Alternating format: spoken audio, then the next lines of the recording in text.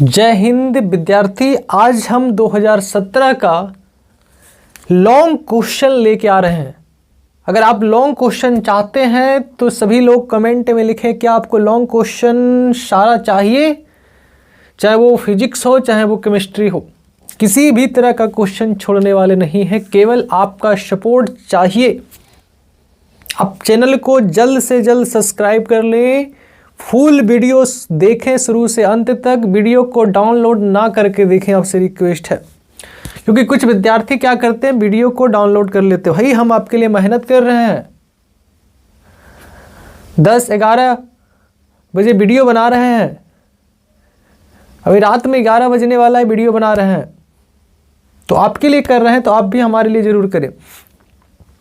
अपने दोस्तों के साथ शेयर करें ताकि उनके पास भी ये वीडियो पहुंच सके, अगर वो नहीं पढ़ पाए होंगे, क्योंकि हर कुछ सिलेबस में नहीं पढ़ाया जाता है। क्वेश्चन प्रैक्टिस करेंगे तो आप देखेंगे कि बहुत सारा ऐसा क्वेश्चन है जो कि आप पढ़ के बावजूद भी नहीं बना पा रहे हैं। तो हम आपसे रिक्वेस्ट करते हैं, विनती करते हैं, नम्र निवेदन करते हैं कि मेरा वीडियो देखें, आपका हर क्वेश्चन बन जाएगा प्रीवियस ईयर का, और इससे बाहर कभी क्वेश्चन आने वाला नहीं है। और आपको जो सिलेबस पढ़ाया गया उसको भी आप डेली रिवीजन करें। चलिए मिलते हैं इस प्रश्न में, और बड़ा ही आनंद वाला प्रश्न है। गॉस नियम का उपयोग कर कूलॉम का नियम निकालें। देखिए कितना आरामदायक है। सबसे पहले आप ये बताइए कि हमारा जो गॉस नियम है वो कहता क्या है। गॉस नियम कहता है कि ये जब भी लागू होगा बंद सतह के लिए लागू होगा। किसके लिए लागू होगा? बंद सतह के लिए।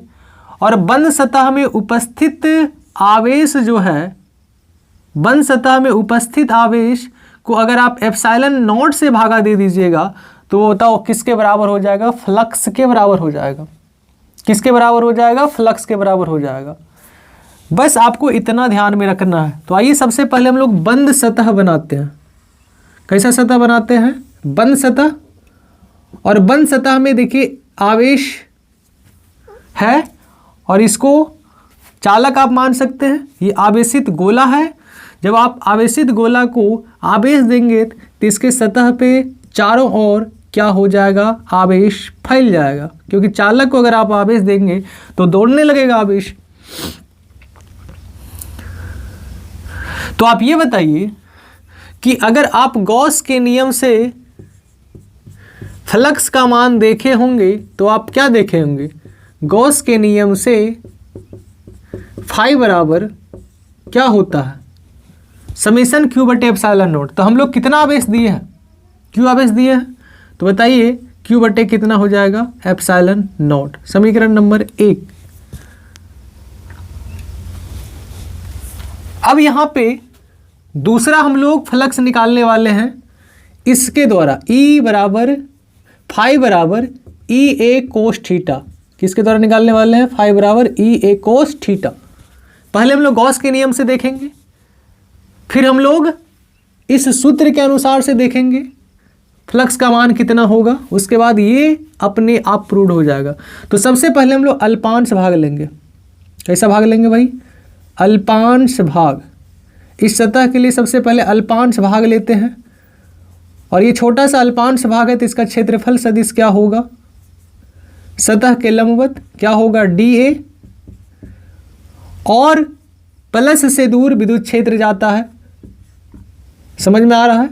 विद्युत क्षेत्र की तीव्रता प्लस से क्या होता है? दूर जाता है। तो आप ये बताइए, अगर आप इस सूत्र से फाई का मान देखेंगे, फाई बराबर क्या होता है? ई ए कोस थीटा, और थीटा जो लेंगे ई और ए के बीच, तो देखिए ई और ए एक दूसरे के समांतर है, तो बताओ थीटा का मान कितना होगा? 0 डिग्री।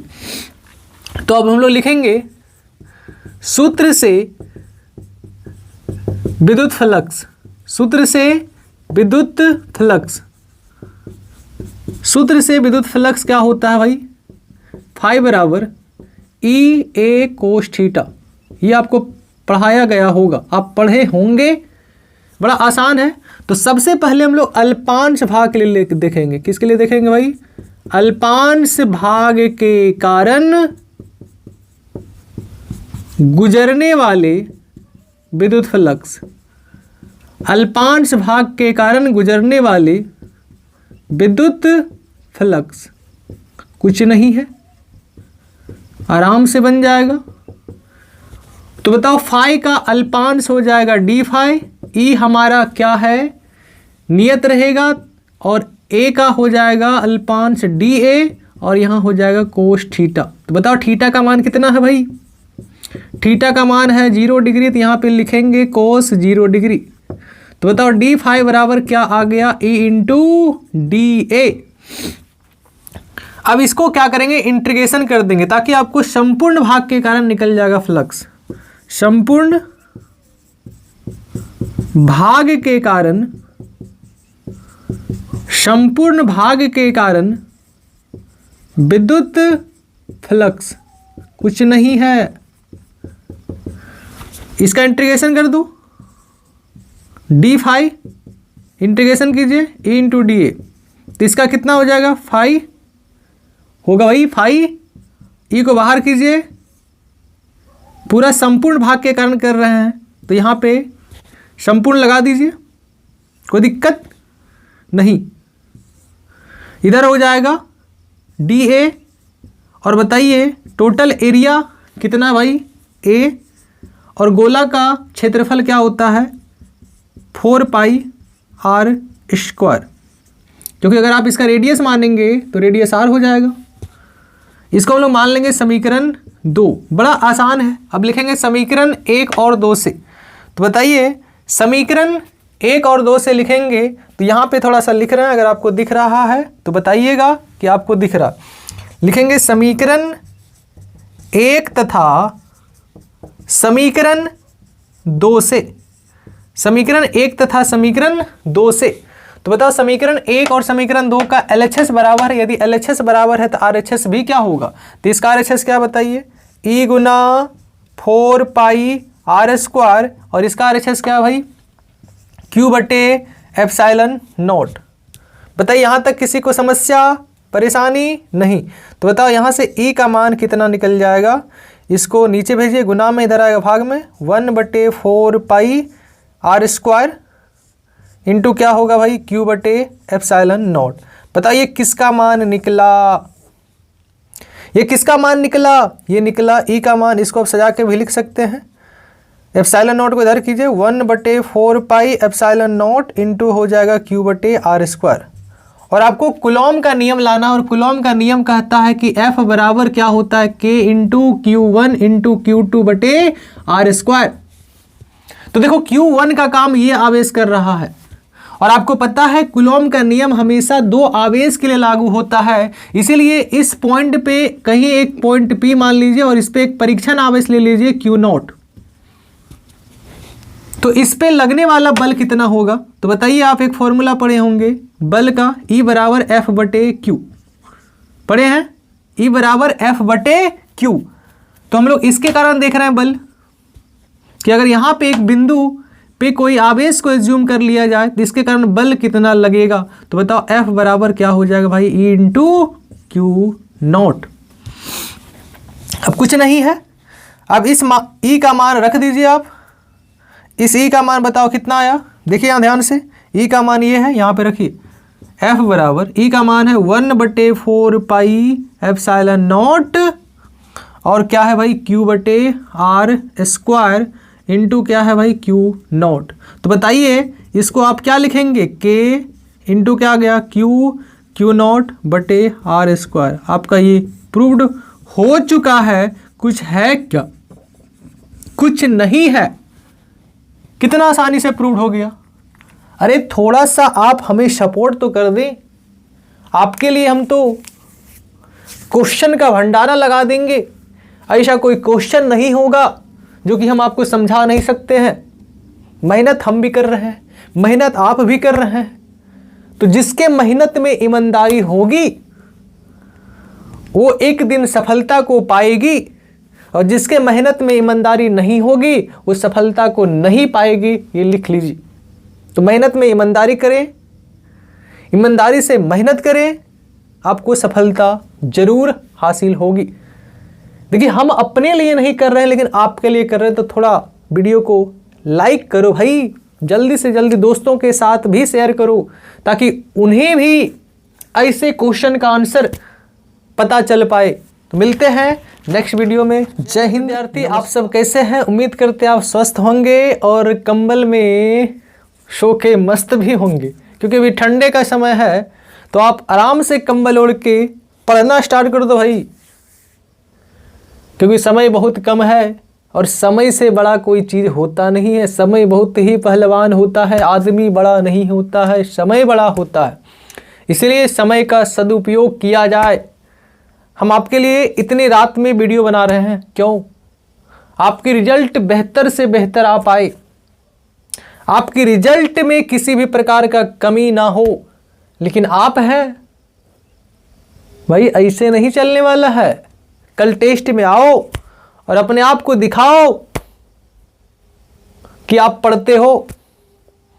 घर में बैठ कर वो आप हम तो महान हैं। अच्छा, तो तुम्हारे जैसा सोचने वाला धरती पर 99% है और वही 1% सक्सेस हुआ जो अपने काम को 100% दिया है।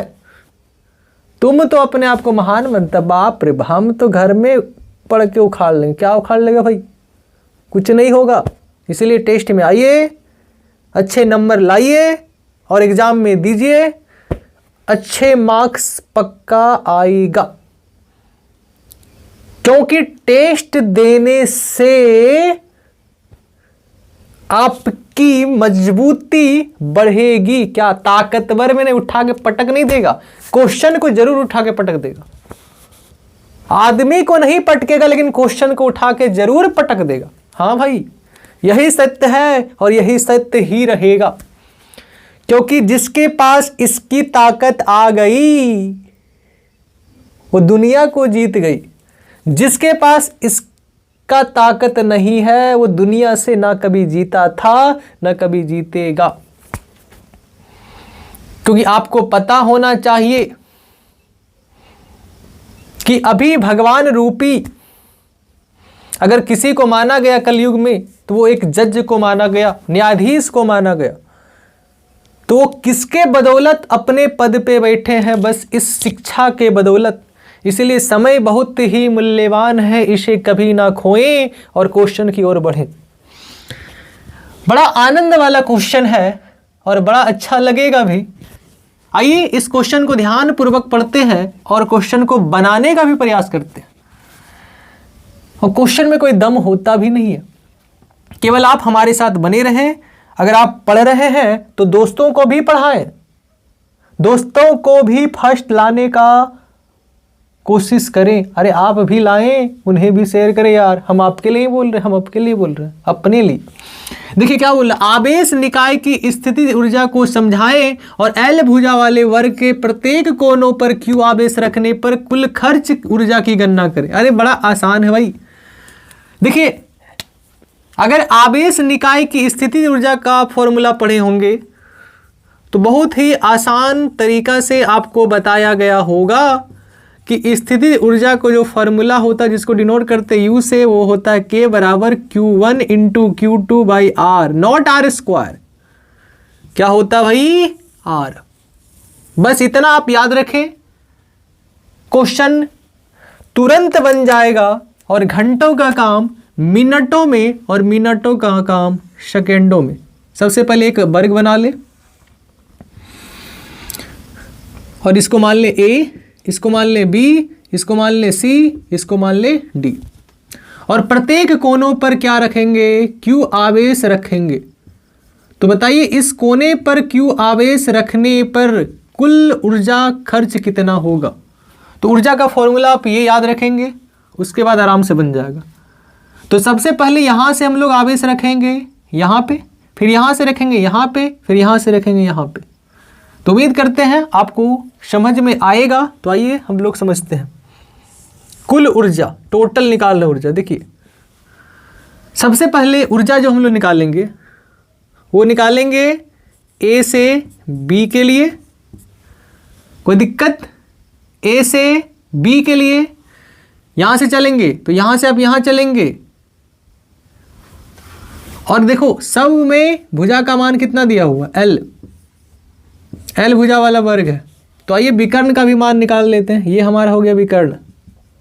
तो बताइए, ये एक राइट एंगल ट्रायंगल बना, और राइट एंगल ट्रायंगल में ये हो गया कर्ण, और कर्ण बराबर होता है लंब स्क्वायर प्लस आधार स्क्वायर। तो बताइए, अगर कर्ण बराबर लंब स्क्वायर प्लस आधार स्क्वायर होता है, लंब का भी मान एल है, आधार का भी मान एल है, एल स्क्वायर कितना हो जाएगा, 2l स्क्वायर, और इसका बताओ वर्गमूल कितना आ जाएगा, √2l। तो इसका मान कितना हो जाएगा, √2l।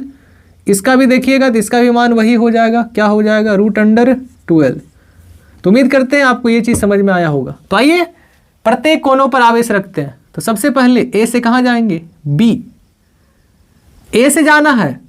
अब फिर ए से कहाँ जाएंगे, सी, ए से कहाँ जाएंगे, सी, और फिर बताओ ए से कहाँ जाएंगे, डी, जाते जाइए। चलिए ए का खत्म हो गया। अब आइए बी पे। तो बताओ बी से जाएंगे सी, बी से कहाँ जाएंगे, सी, बी से कहाँ जाएंगे, सी, बी से कहाँ जाएंगे, सी, फिर बी से कहाँ जाएंगे, डी, बी से कहाँ जाएंगे, डी, और फिर बी से कहाँ जाएंगे, ए। देखो बी से ए लिया हुआ है, तो जिसको एक बार ले लेंगे उसको फिर दोबारा नहीं लेना है, क्योंकि ए से बी आओ या फिर बी से ए आओ, दूरी तो वही रहेगा। तो अगर जिसको आप ले लिए हैं उसको नहीं दोबारा लेना है। यहां से चले, यहां से यहां लिए बी से सी, दोबारा नहीं था, इसको लिख दिए, बी से डी दोबारा नहीं था, लिख दिए। अब आइए हम लोग सी पे आते हैं। जब सी पे आइएगा तो बताओ सी से कहाँ जाइएगा, यू सी ए, क्या ए से लिया हुआ है, अगर ए से लिया हुआ है तो इसको आप नहीं लिख सकते हैं। सी से डी, हाँ चलिए सी से डी लिखा हुआ, क्या सी से डी इधर है कहीं लिखा हुआ, नहीं लिखा हुआ। क्या सी से बी है, हाँ लिखा हुआ। क्या सी से ए है, हाँ है। तो आप एक ही बार ले सकते हैं। अब आइए डी पे। देखिए डी पे आइएगा, डी से ए क्या है कहीं, डी से ए, हाँ है, डी से ए है, डी से सी है, हाँ है, डी से बी है, डी से बी भी है। तो इसका मतलब सारा काम खत्म। डी से ए भी है, देख लीजिए आप, डी से ए भी है, डी से सी भी है, देख लीजिए आप, डी से सी भी है, और डी से बी भी है, डी से बी भी है। इसलिए आप इसको तो ले ही नहीं सकते हैं। अब आराम से फॉर्मूला लगाते जाइए, मान आते जाएगा, और हर जगह क्यू का मान क्या है, समान। देखिए ए बी फॉर्मूला क्या होता है, u बराबर के Q1 इंटू Q2। तो आपको पता है के दोनों जगह Q सेम रहेगा, Q1 Q2। R कितना है भाई, L दीजिए। फिर आगे बताइए, 1 2 3 4 5 6, 1 2 3 4 5 6। अब आइए AC कहाँ है भाई, AC, यहाँ भी वही होगा, के Q बटे √2L, कोई दिक्कत। अब आइए A से D कहाँ है, यहाँ होगा, के Q बटे L, A से D हो गया। अब आइए B से C कहाँ है, यहाँ पे, क्या हो जाएगा, के Q बाय L। B से D क्या हो जाएगा, के Q B से D कितना है, √2L। आगे बताइए C D क्या हो जाएगा, के Q बटे केवल L, इसके बीच का दूरी क्या है, L। कुछ नहीं, हल करते जाइए। अरे बड़ा आसान है यार, Q गुना Q क्या हो जाएगा, Q² बाय L, यहाँ भी हो जाएगा Q² बाय √2L। आगे बताइए, के Q² बाय L। आगे बताइए क्या, K² बाय L। आगे बताइए क्या, K² बाय 2L। आगे बताइए क्या है, के Q² बाय L। आगे बताइए, कुछ नहीं है। बताओ ये वाला कितना है, 1 आम, 2 आम, 3 आम, 4 आम। कितना आम आ गया भाई, 4 आम, 4 के Q² बाई L। रूट वाला देखो क्या आम है, 1 आम, कितना आम हो जाएगा, 2 आम, 2 के Q² बाई √, क्या हो जाएगा भाई, 2L। उम्मीद करते हैं आपको इतना समझ में आया होगा। अब बताओ इन दोनों में कॉमन क्या आएगा, इन दोनों में कॉमन आएगा 2 के Q² बाई L। तो बताओ यहाँ बचा क्या, यहाँ बचा आपका 2 दूना 4, क्या बचा भाई, 2 दूना 4, ये तो पूरा निकल गया, तो यहाँ बचा बताओ 1/√2। कोई दिक्कत, किसी को समस्या, दुविधा, परेशानी नहीं, क्योंकि यहाँ 2 से बाहर आ गया, कोई दिक्कत नहीं। चलिए आगे बढ़ते हैं।